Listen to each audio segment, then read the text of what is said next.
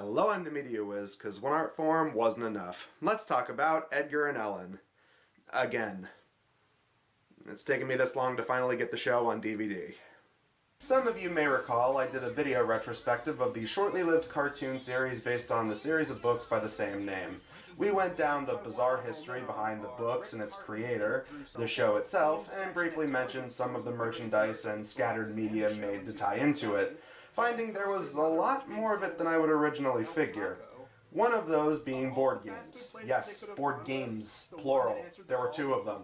One being a standard type of game called Mischief and Mayhem, and the other we're going to be talking about today. An interactive board game with a DVD that works its way into the gameplay. Yeah, you thought that trend stopped with VHS? No, it carried into the DVD era as well. We've looked at so many of these, from Star Trek to WWF to fantasy role-playing games and even golf. Twice. Somehow. But now we jump into the 2000s generation. Released in 2008, around the same time the series was hitting television in the US, the game was put out by a smaller name publisher, Game Dev Co., a company that seems to have specialized in these DVD games, connecting to various other popular shows and brand names from TNA Impact to Kiss to Dexter, apparently. Interestingly, they also had a hand in a board game based on It's Always Sunny in Philadelphia, and a handful of Christian games like Faith and Redemption and Bible Quest. Well, I certainly know what I'm getting Chris T. Ian for Christmas. Well, I was quite quick to talk up the show and the books that inspired it, so let's see what happens when you take these two troublemakers and try to put them into a board game format. This is Edgar and Ellen's Scavenger Hunt. So here we have the Edgar and Ellen board game, Scavenger Hunt. As you can see, it is for 4 players, and it says ages 8 to up. And this is going to be a major return to form, because this is yet another typically VHS or VCR tape influenced game, but this one's a bit more advanced. This one is DVD based, even though it's basically the same thing. But yeah, like I said, this is one of the 2 Edgar and Ellen board games out there. I wanted to go with this one because this one was easier to find, and I thought it would sort of keep in tradition with Media Wiz all the different VCR games we've talked about, so it's just sort of the next generation version of that. And after doing the Edgar and Ellen retrospective last year for Media Wiz, I figured it'd be kind of fun to do yet another video talking about one of the few pieces of media that's connected to the show, aside from the books and the show itself. So, yeah, it's not that big of a box. It's one of the smaller games I've talked about. It's about the same quality as like the Kim Possible game, if not just a little bigger.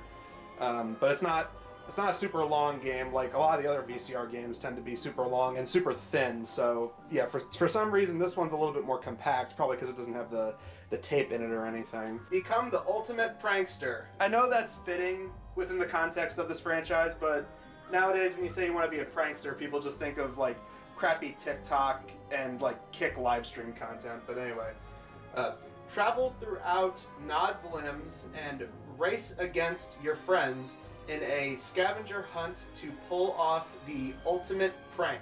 Collect a variety of items from Edgar's satchel as you try to recreate Edgar and Ellen's classic pranks by going from location to location and collecting the items you need to become a prankster. Okay? And then components, you got game board, playing pawns, DVD, 6-sided die, satchel cards, and prank cards. And of course we got the game company behind it. We got Game Dev Co. That's enough of the back. Let's actually get to opening the box. Alright, so this appears to be the instructions right here. Just one plain sheet of paper that's double-sided.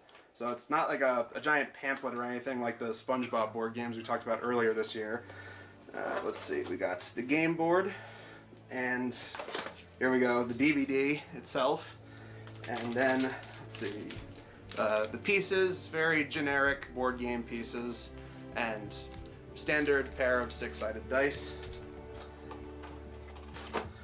And then, oh man, they got the cards still fresh in the plastic pack. So not a whole lot to really unpack with this one. It's, again, going back to the SpongeBob board games that I reviewed earlier this year, those were like packed to the brim with content and components that you had to work with for the game.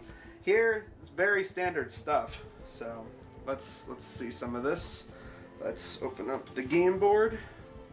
Okay, this looks pretty good. Alright, so that's the game board itself. Again, this is the DVD right here. So the object of the game is to be the first to pull off a prank by collecting all 3 items listed on one of your prank cards and to head back to Edgar and Ellen's mansion. So yeah, it basically is just your typical scavenger hunt. You have to get 3 cards and you have to get the items that are on them. And I'm assuming you have to work your way back to the mansion, which is somewhere here on the board. Game setup. Insert the DVD into the DVD player and select play games. Welcome to Nod's Limbs. Are you ready to join Edgar and Ellen and become a professional prankster? The race is on. Travel around Nod's Limbs and find out what you need to pull off the perfect prank. Select a pawn and place it on the start space, Edgar and Ellen's mansion. Distribute 3 prank cards to each of the players.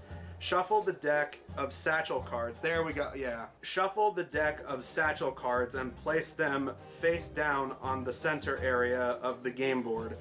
Roll the die to see who goes first. The lowest roll will start. How to play. On each turn, take the top card from the satchel deck and then roll the die to move your pawn around the board in a clockwise direction. Each board space gives directions as to what happens on each turn.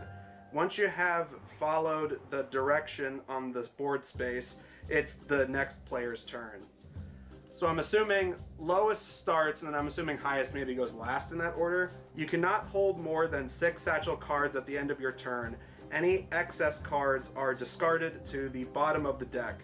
You choose which cards to discard. Oh, did they give you a choice in the matter? Okay, that's kind of awesome. Board spaces, yeah, start on the Edgar and Ellen mansion and place your pawns on the space to start the game. So that's basically the starting point. Edgar and Ellen's mansion. When you land on Edgar and Ellen's mansion, select the corresponding icon on screen. You will see a room in the mansion as well as 3 satchel cards on screen.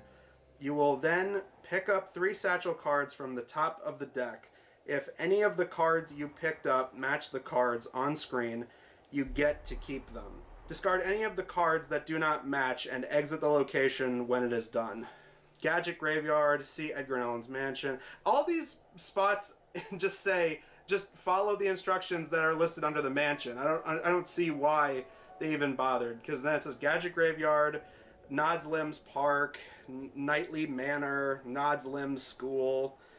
Yeah, like it all just says see Edgar and Ellen's mansion. So just follow the instructions for all of those locations. Okay. Let's see, board spaces, trick and trade. Take 1 satchel card from the player of your choice and give them one of your own cards, but no peeking. Stephanie, lose 1 satchel card, place the card on the bottom. So that's basically like some kind of penalty or some kind of like go back, basically, or lose a turn. 3 Pet Monty. Select the corresponding icon on screen for a DVD challenge. Make sure you keep an eye on Pet to determine where he's hiding. Head of Poe, select the corresponding icon on screen and wait for instruction from the Head of Poe. Group challenge. Each player rolls the die. The player with the highest roll wins the challenge. Prior to rolling the die, each player can discard any number of satchel cards from their hand and add bonus to their roll. The bonus equals the number of cards that are discarded. Prank cards. Each card displays 1 prank. A player only needs to complete 1 prank to win the game. We recommend you distribute 3 prank cards to each player. Alright, so it's just like the satchel cards to try and give the players a fair advantage. For alternate gameplay, you may distribute fewer number of prank cards. Tip: keep your satchel and prank cards face down at all times to prevent your opponents from seeing them. Yeah. How to win. Once you have collected all 3 items that are on one of your prank cards, you're ready to pull off your prank. You must still make your way to the Edgar and Ellen mansion space in the game board to win the game. When you are rolling to land on Edgar and Ellen's mansion space, you can stop on that space even if you roll past it. Alright. Show your 3 satchel cards to match one of your prank cards to your opponents to win the game. Alright. Simple as that. Everybody got that? Good! So that was Edgar and Ellen's Scavenger Hunt, and overall, meh. I enjoyed this game. It's nothing great, but yeah, I enjoyed it. Maybe my standards are low considering some of the other interactive board games that I've looked at. Seriously, nothing is ever going to top Dragon Strike for me. But still, I think this is a pretty fun game. The rules are basic enough to get behind, and the gameplay really isn't that long. Me and my friends and family were able to beat it in under an hour. The key details from the show are there and pretty well represented, so if you are a fan of Edgar and Ellen, I think you get a kick out of this game. Compared to some other similar games I've reviewed, I certainly enjoyed this way more than the 2022 Jumanji game, which had really dopey challenges, and thankfully this didn't. And in comparison to that and those SpongeBob games I've reviewed, the manual was a lot shorter and way easier to understand. Sometimes less is more, people, what can I say? All in all, fun game for Edgar and Ellen fans, and I think those unfamiliar with it might enjoy it as well for the simplistic, fun gameplay. Though, good luck for the younger players who probably have no idea what these fangled DVD disc things are. So yeah, leave it to the shortly lived Nick cartoon to have the better board game compared to their current breadwinner, SpongeBob. Next time we're going to be looking at some Halloween specials that Cartoon Network aired in the 2000s, but until then, I'm the Media Wiz, because one art form wasn't enough.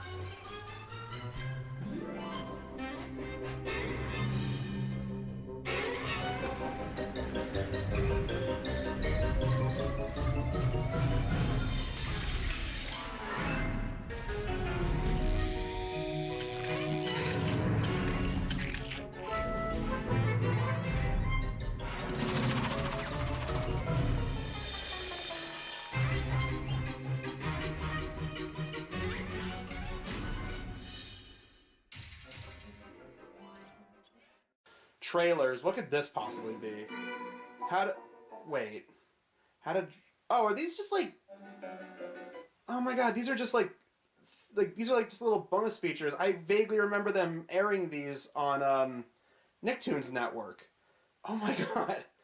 Although I don't really know why this is labeled trailer. It's not really a trailer. I was expecting like trailers for some of the games, but I guess that's what the other feature was.